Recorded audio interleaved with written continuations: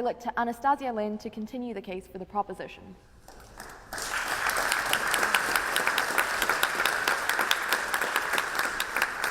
Thank you, Madam President.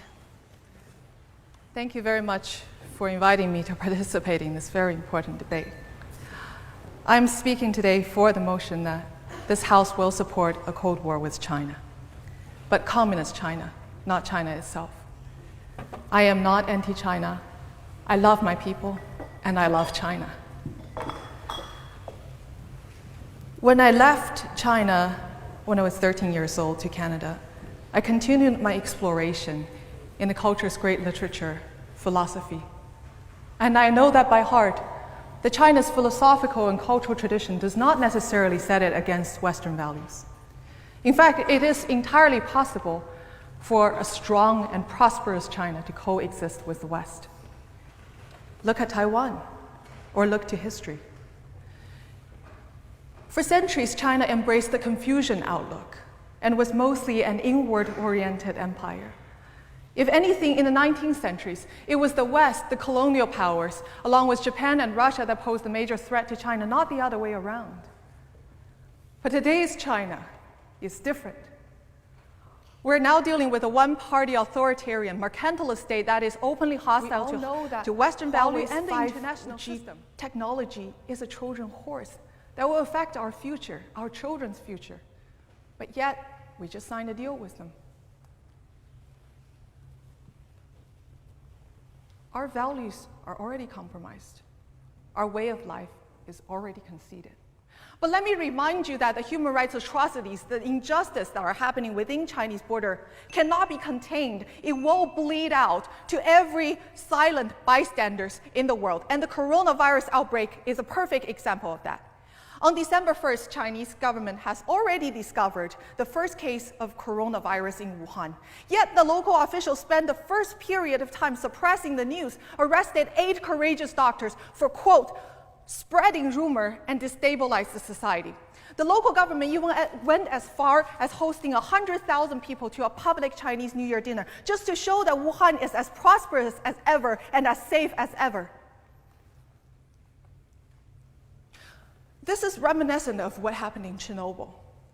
The Soviets did not admit the nuclear accident until Sweden had picked up its fallout and threatened to report it to International Atomic Energy Agency.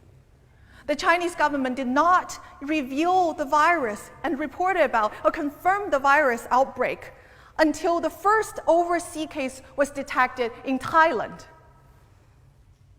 One may ask, why did the Chinese officials take such a risk? The mentality of Chinese Communist officials is that they are willing to gamble on human life in the sake of their own rule. And this mentality is the same from the smallest town to the central government in Beijing. The sole purpose for Chinese Communist Party is to stay in power, disregarding the cost of human life. There are many doctors, courageous doctors and nurses, using different channels to try to tell the world the truth about the outbreak. They reported that the hospitals are over capacity. Doctors and nurses are infected. Many people are turned away to self-quarantine at home. Many people are dying. The life under authoritarian Chinese Communist Party is a life without God's grace.